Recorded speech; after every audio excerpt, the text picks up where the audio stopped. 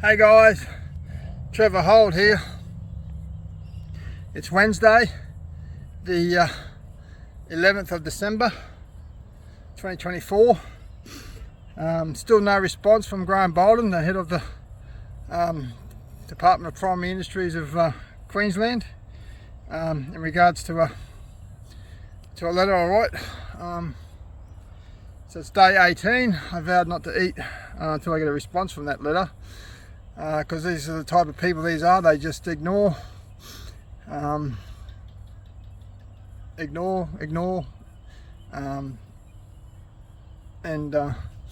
just ignore, keep about doing their business. So they think that, you know, they don't have to answer to the public. But anyway, day 18, I had a few other prime words planned, but they slipped my mind. But day 18 of the fast today. This morning I went down to the GP, the pathology, and got some blood tests, some urine samples, some sweats done to see how I'm travelling. I wouldn't recommend this to anyone, obviously. This is quite extreme.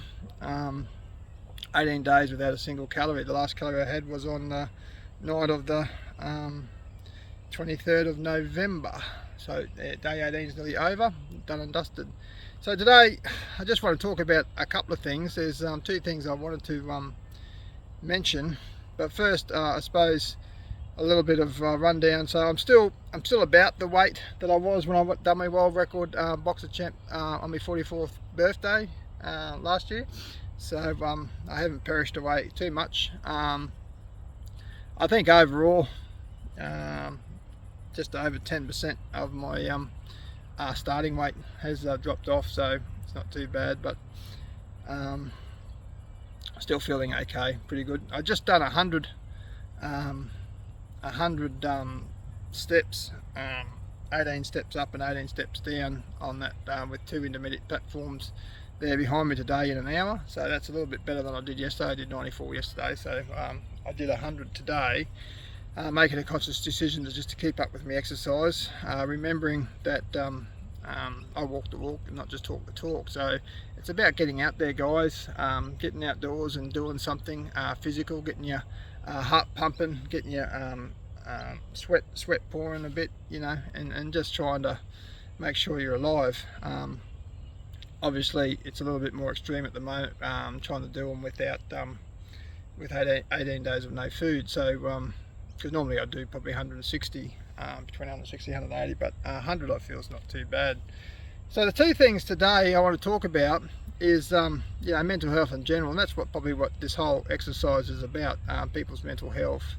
And I did an article on it the other day, but just want to touch on it a bit. Often mental health challenges are hidden, you know, like if you're you know, got a spinal injury or something and you're wheelchair bound, it's quite obvious that you've got a disability, and generally people will go out of your way to help and recognise that, because it's a physical sign of it, you know. And you know, you got a broken arm, you see someone with a broken arm and a plaster on their arm or whatever, and you know, and people accommodate and help out where they can in them sort of circumstances, you know. Mental health challenges are often unseen, and they're often well hidden as well. So people that are suffering them generally do suffer in silence. And it's important to know, just because it's not a visual disability, that it's not real.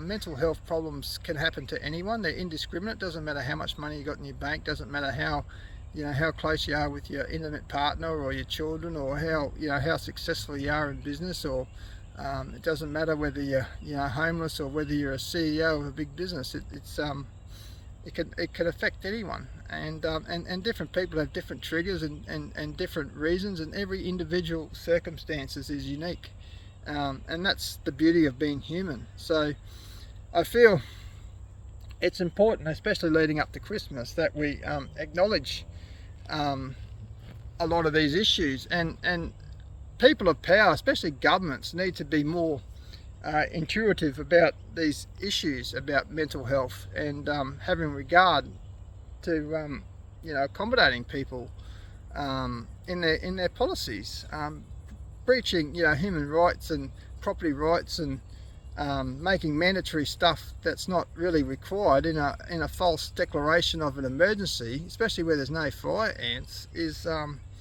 creating negative outcomes in people's mental health and overall well-being, because it starts creating conspiracy theories. It's just ludicrous. So I feel it's very important, especially after COVID, and the inquiry found that, you know, human rights issues wasn't enough weight put on them sort of criterias and people's well-being. There wasn't enough weight put on that because you're that focused on that one thing. So I feel that they're that focused on fire ants, they're failing to put humans first.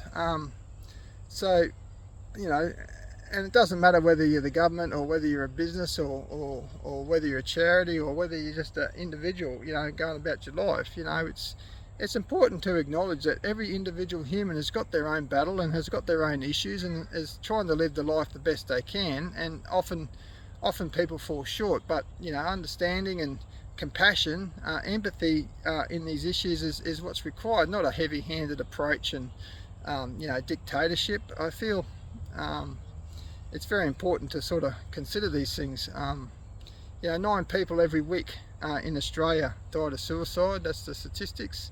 You know, we're getting 2 women per week murdered from domestic violence. There's so many issues, and then, you know, and then there's also men that are affected by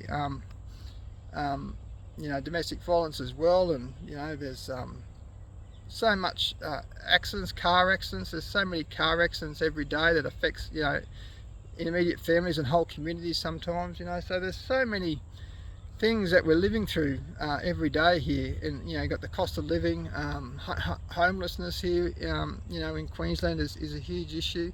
So there's so many issues people are trying to deal with. So it's important that we try and show some compassion and some understanding, and try a more sensitive approach and a more, you know, people focused care. There's not enough mental health practitioners to keep servicing people if we're going to keep beating them down. You know, it's important that we recognize you know, that people deserve to live their life how they want to live it, and in peace and tranquility, you know, like, so, you know, as long as they're not hurting any other one else and they're just living about their life. So invading people's you know, private property and tormenting them and all this sort of stuff is just really unacceptable, and that's part of my campaign to stop this fire ant eradication program. But the other issue I wanted to mention is bullies. Bullies can only be bullies if you don't speak up. They like to live in the dark, and they like to live in secrecy and pick on you without anyone knowing, and this and that. And the best cure for bullies is to call them out, call them a bully, you know, tell them what they are, and let the world know.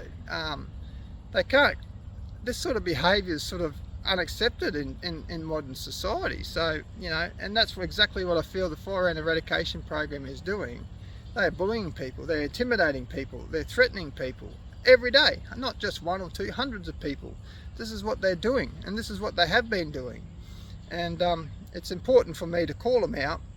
And you know, we're just not going to take it anymore. We're not going to take it lying down that you're invading our property, putting chemicals, toxic, poisonous chemicals down around our property against our consent when there is no fire ants. It doesn't even make sense. Hiding behind some cabinet in confidence bloody I don't know, secrecy chamber, you know, untended contracts to distribute these chemicals. It's not acceptable this day and age, you know, and so I feel bullies can only be bullies if you don't call them out and if you hide and you're scared of them. Now, I know a lot of people are, and it's a real problem when you're fighting, especially, you know, governments, especially state governments and federal governments, because most of the people, experts that work in these sort of industries are employed by the government, and they're actually obliged not to speak out about any programs or anything as part of the terms of their employment contract. So I know it's very difficult for local guys to speak out in support, but at the end of the day, I'm doing this campaign because it's something that I'm passionate in. I'm passionate in people's overall well-being and health. I'm passionate in, you know, supporting individuals be empowered to do what they choose, and helping them through you know, advocacy through this fire ant eradication program, just to stop them from bullying and harassing and threatening unnecessarily to these people is quite disappointing. So standing up to the bullies, I feel, is important as well. So again, it's day 18, no response. Any executive or any director at top of the tree should be able to get a simple letter drafted and responded to pretty quick. These guys are on $500,000 a year, probably plus, so they can't respond adequately, when required. You just wonder what the hell you're paying them for. But anyway, guys, I continue to wait, and these are the things. So I'm feeling pretty good, day 18. I haven't got much energy. I probably shouldn't be doing too much more exercises, but be interested to see what happens when I get my blood work results back and see. But I've done a couple of my assignments for my university studies last night, so a little bit more work probably tonight to do, and they'll probably be caught up again then. So I feel it's all good. So leading up to Christmas, I'm hoping everyone's starting to wind down and starting to get into the festive season. Remember, this time of year is probably difficult for a lot of people, so it's particularly important to reach out to those around you and your friends you haven't heard of, and just make sure everyone's going okay. So anyway, guys, thanks very much for listening, and yeah, pray I get a response soon. I'm looking forward to my Christmas dinner, hopefully. Thanks, guys. See you. Bye.